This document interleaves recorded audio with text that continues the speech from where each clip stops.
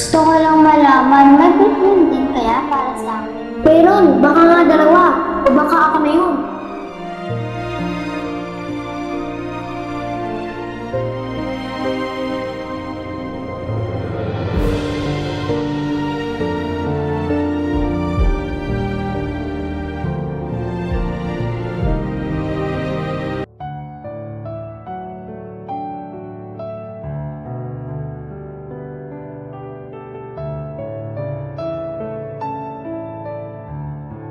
Si Siren ba yun? Mapuntahan nga.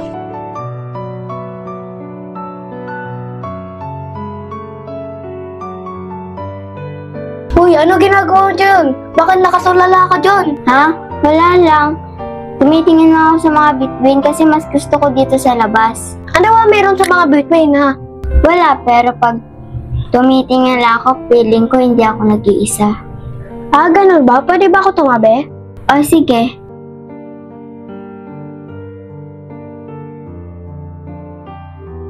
Dati ayoko tumingin sa langit. Bakit? Kasi sabi ni Lola, kapag may nawala sa buhay mo, nagiging between sila. Nung nawala si tatay, ayoko na sila makita. Ako naman sinasabi ko sa sarili ko, ang mga between ay parang mga pangarap. Malayo pero posible. Alam mo, Siren, minsan hindi mo na kailangan abutin yung mga between. Minsan sapat na makita mo nandyan sila. Kahit malayo. Gusto ko lang malaman, may between din kaya para sa akin? Meron, baka nga dalawa. O baka ako na yun. Ikaw? Oo, hindi naman ako magkasing liwanag ng nasa langit. Pero kapag dumilim ang paligid mo, pupunta ako para hindi ka matakot.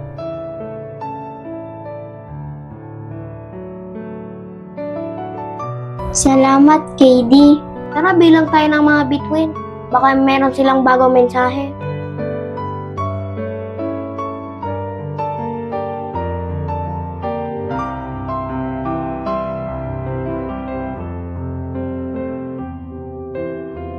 Hi, gabi na naman. Siguro marami na namang between sa langit.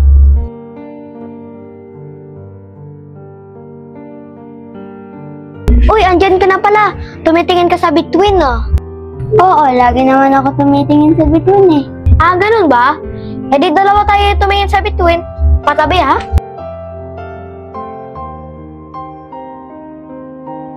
Ang ganda ng mga between, no? Nagniningning. Oo nga, ang sarap tignan eh. Siren, maglaro kaya tayo. Maliwanag naman yung mga between eh. O sige, tara! O sige, ano lalaroin natin? Ikaw bahala, ano bang maganda? E di mag-outan tayo. Tara, ikaw taya! Sige!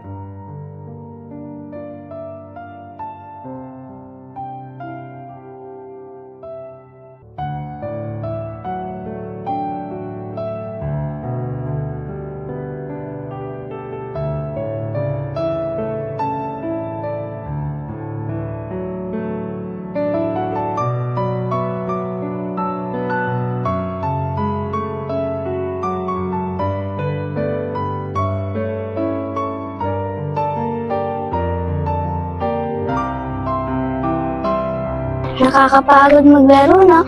Tara, maglakad-lakad naman tayo.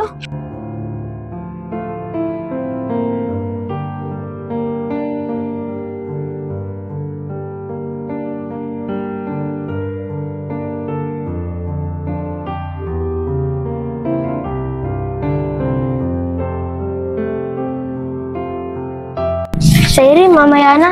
Medyo napapagod ako.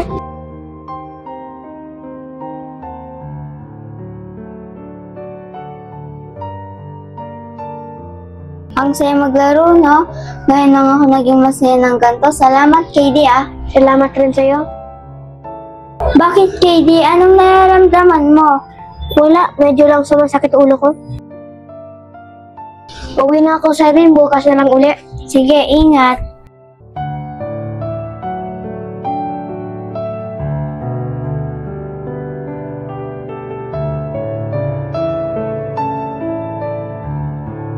Uy, KD, ikaw pala. Kanina pa kita hinihintay dito. Bakit? May sasabihin nga pala ako sa'yo. Aalis kami mamayang madaling araw. Pupunta kami ng probinsya. Baka matagalan kami doon. Ah, ganun ba? Sige, ingat ka.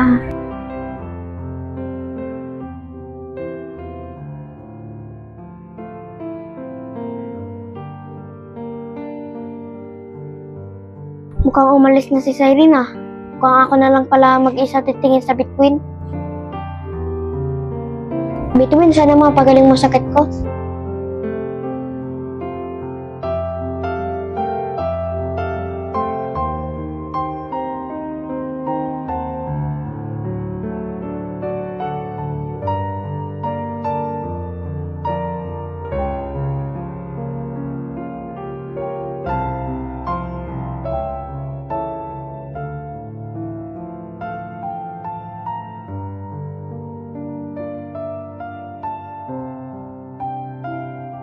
Kamusta na kaya si KD?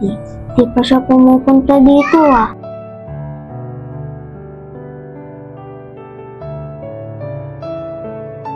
Wala pa rin si KD ah. Isang linggo ko na siya hindi nakikita. Kamusta na kaya siya? Aba, wala pa rin dito si KD.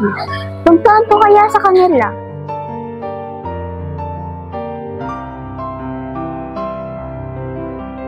Tao po! Tao po! Tao po!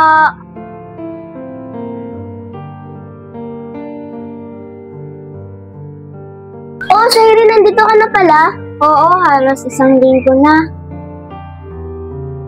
Nandyan ba si KD? Di mo nabalitaan, no? Wala na si KD. Mga 2 buwan nang mahigit. Wala na siya. Ha? Bakit? Anong nangyari? Hindi mo ba alam, meron siyang sakit na cancer?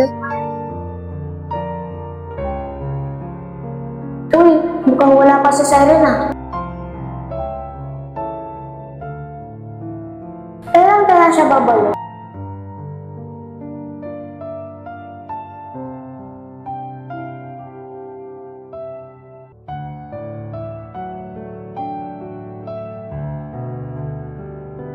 Okay, di anong ginagawa mo dyan? Wala, hinihintay ko lang si Cyrene dumating. Di ba sabi sa'yo ni Mama, huwag ka daw muna lalabas, magpalakas ka daw muna at magpagaling, kakagaling mo ng ospital. Alam mo na tayo? Sige.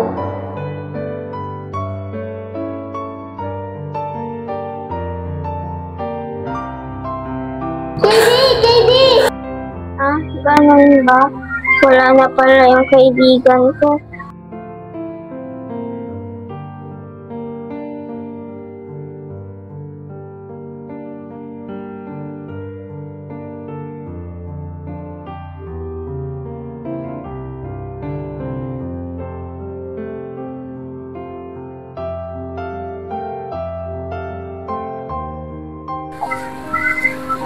Oh, Cyrene, gabi na, ba't nandiyan ka pa? Wala lang po, Nay. Oh, ba't parang malungkot ka? Nay, wala na po yung kaibigan ko. Ha? Sino kaibigan? Si KD ba? Opo, Nay. Paano wala na? Hindi ko na po siya nakakasama kahit kailan. Ha? Bakit? Ano nangyari? Nagkaroon po kasi siya ng malalang sakit. Hindi niya na po kinaya. Nagpaalam na po siya. Ganun ba? Alam ko nasasaktan ka. Pero kayanin mo. Kasi kung nakikita ka ng kaibigan mo ngayon, alam ko madulungkot din siya. Naalala mo ba yung kasabihan tungkol sa mga bituin? Malay mo, isa siya sa mga bituin na yan, nakabantay sa'yo. O paano? Papasok na ako. Maya-maya, pumasok ka na din ha? Opo, Nay. Sige.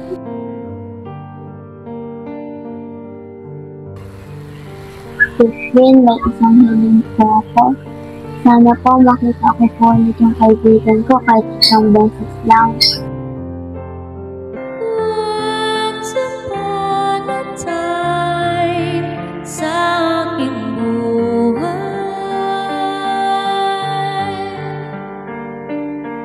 nabawi ang lubay na puno ng kulay.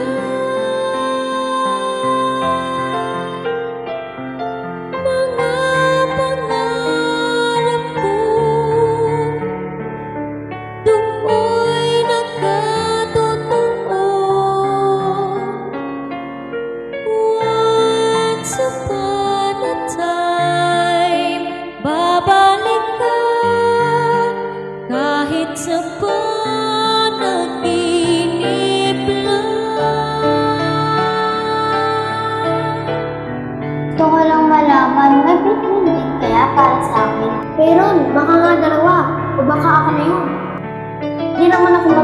lumalanganak ng nasa langit. Pero kapag dumilim ang paligid mo, pupunta ako para ilingan ako.